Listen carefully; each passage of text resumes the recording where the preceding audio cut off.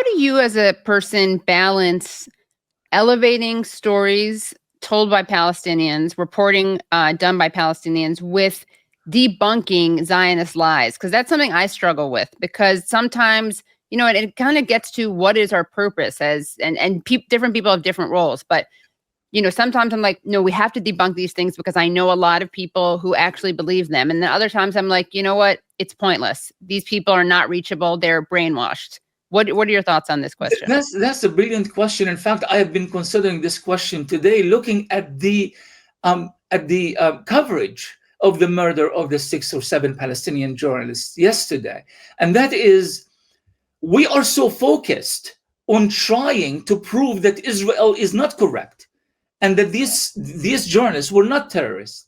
By the way, this is exactly the main discourse of countering everything that Israel has been throwing at us. The Shifa hospital, they said, is the headquarters of Hamas. We spend so much time trying to prove that this is not the case. Oh, it was a Palestinian missile that was fired at the Baptist hospital in Gaza and killed all these people. And then we invest so much time and energy trying to... But notice that whether we succeed in debunking or fail in doing so, the conversation is still controlled by Netanyahu. The conversation is still controlled by Israel. So my method of doing journalism, the same method I have in writing books, is ignore Israel. Just tell your truth. Just say your truth. And as a result, you are going to cancel or at least marginalize the Zionist narrative. Create your own independent platforms like your show, Katie. Extremely important. We need more and more such initiatives. And then you can, cater the conversation or direct the conversation in the way that it should have been directed, which is bringing and centering the Palestine narrative and the pro-Palestine narrative, and not waste too much time in trying to debunk. I mean, think about it this way. The Israeli claims are so ludicrous that it just makes no sense. Why would anyone even make, how could anyone even believe such nonsense in the first place? But this is not intended to be logical propaganda. It is intended to be so outrageous so that we are all kind of running head over heels, so desperate in trying to prove how ludicrous it is. And every single time, so much of that, and of course, mainstream media is going to give Netanyahu and Israel, the first account. Tell us your story, Israel, and come, Katie, Ramzey, and everybody else, come and try to debunk. Well, I don't have the chance to appear on CNN. I am irrelevant to Fox News. And therefore, the most ridiculous part of the Israeli narrative, that makes it to mainstream media in the first place. So what do? We listen to what the Palestinians themselves are saying. Do you think the Palestinians in Gaza are so worried about debunking what Netanyahu is saying or not saying? Their priorities are entirely different. They have a political discourse, they have a historical context, they have a social context, they have a spiritual way of life, and they have faith, and they have reasons of why they are fighting. They want to tell you about the genocide, but they also want to tell you that we will not stop resisting, that we are still standing, that they would kill us until the last person, and we are not going to surrender. This is the narrative that requires to be centered. But quite often we marginalize this narrative, and we just basically spend so much time and energy trying to prove that Netanyahu is a liar. And whether we do or not, I really don't think it is so consequential in the long run. Do you think that European leaders and the ruling classes of Western society do not know that Netanyahu is a liability and is a liar? They know all of these things, but they are governed by different set of interests.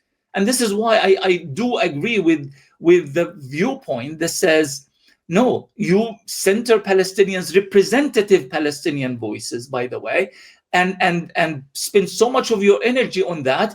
Debunk if you must, but don't let that be your main focus.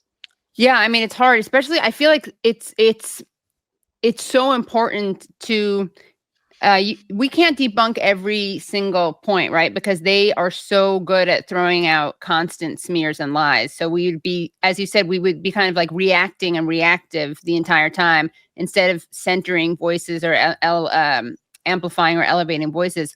I do think sometimes it's useful to just show giveaway like tricks that the media uses, because as people have pointed out, and Craig McIver has pointed out in writing, and I mentioned this on this show, that media can be held accountable in genocide. There's been historic precedents for that, Rwanda, for example. But just seeing the way that headlines kind of launder propaganda into headlines that they claim are objective, by just repeating Israeli talking points, talking about how this person is Hamas, this person was accused of Hamas, was he Hamas? I mean, there was even a BBC article or show that was like, well, is it okay to kill 5 journalists when you just want to kill one? As if just wanting to kill one journalist is okay. That's right. And also, Katie, don't forget, when we constantly trying to disassociate certain individuals or certain entities from Hamas, from the resistance, from you are basically kind of accepting certain facts that are being promoted by Israel.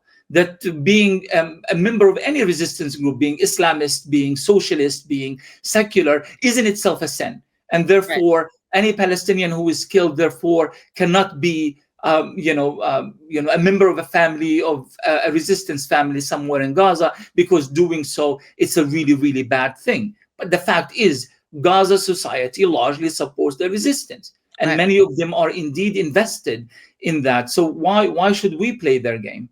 Yeah, and that's another thing. It's like a lot of people will say, oh, well, Palestinians are not Hamas, or Palestinians are not the resistance. Palestinians are just normal people who want to live and feed their families. There's this kind of almost like narrative divide and conquer.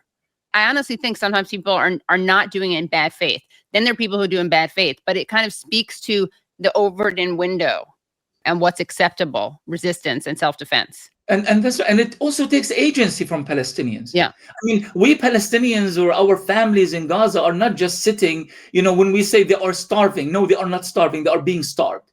Right. They are not dying. They are being killed. But at the same time, they are also standing, and they are also fighting, and they are practicing sumud, steadfastness, at a cultural level that we have never seen before. So there are people with agency. So when we kind of try to, maybe, as you said, many of us do it with good intentions, but in the process of doing so, we are also doing some degree of dehumanization, because we are declaring that they are not agents, they are not political agents, and they are not capable of making any change. And is that really the case?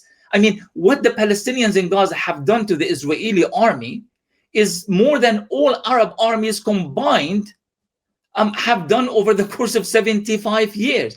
You can't tell me people who are doing that have no agency. We need to talk about this agency, and we need to talk about their resistance. It doesn't mean we agree with every single thing and every single ideology, but that's very important to the conversation. Otherwise, we're being dishonest about it. Yeah, I totally agree. And, it speaks again to the fact that there's no conversation about international humanitarian law, what it means to live under occupation, what rights there are, how you are allowed to use armed resistance against your occupier, against combatants. That's never included.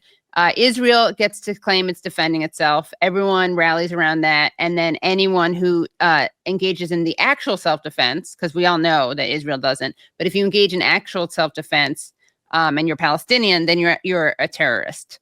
But we covered this on Monday morning. There's a Republican from Arkansas who actually called Hamas subhuman. Subhuman. He said that on Fox. I mean, he said that on television. And so you get why people, and I'm not like letting people off the hook, but you get why people are so quick to like de-link Palestinians from Hamas, because they know that they're being called subhuman. But then we perpetuate, I think, this, problematic, taking away agency, vilifying all forms of armed resistance, and total double standard and hypocrisy. Because again, no one ever questions. When I say no one, I mean mainstream media or the media elites and politicians never question Israel's violence. It's just Palestine's violence. And this is where we go back to your original point about, do you spend more time debunking versus centering Palestinian voices? And when you approach it from, no, they're not subhumans, they are freedom fighters, and you kind of enter into that sort of conversation, and then, oh, wait a minute, is Katie saying that Palestinians have the right to defend themselves? What does that mean about Ramzey or Katie or anybody else? And then you become accused. No. I think the best approach to this is you just create just narrative, people's history, why people make the choices they do. And I did that in a previous book. I've done it with my book, My Father Was a Freedom Fighter. I've done it with The Last Earth. I'm doing it with my forthcoming book, Before the Flood. And I don't enter into any sort of reactionary or any sorts of, these kind of angry responses. I don't even engage with the Zionist narrative at all about resistance. Now, if you as a reader, you are going to, or as a viewer or a listener, and you are going to understand the facts and know why people make the choices they do, and still think that Palestinians don't have the right to defend themselves, even during the times of genocide, then I think you have a bigger problem than simple human logic. But most people, when they listen to this, because, Hamas is a new movement from a historical point of view. Hamas did not start until 87. Right? And did not even the Qassam brigades did not really become a thing that is, until 2008, 2009. Prior to that, it was the socialists, it was the communists of Gaza that fought in the 60s and in the 70s. And prior to that, there was no ideology. We call them the fidaiyin, the freedom fighters. These were peasants, they were fallahin that were pushed off their lands, and they went to Gaza, and all they wanted to do is just to go back, to harvest their lands, to claim the gold that they left behind, the little money they left behind. So they formed these groups called the fidaiyin, the freedom fighters. There was no ideology involved. There was no Islamic anything or Christian anything. They were just ordinary people. So if you are going to dismiss Hamas, for example, fine. How about the socialists? And prior to that, how about the Communist Party that really started the armed resistance in Gaza along with the PFLP? And how about the others who just fought because that's what you do? When your family is being murdered, when your village is being burned, you just fight back. What kind of explanation does Netanyahu and his ilk have for this for this kind of historical facts or this kind of collective behavior on the part of the Palestinians?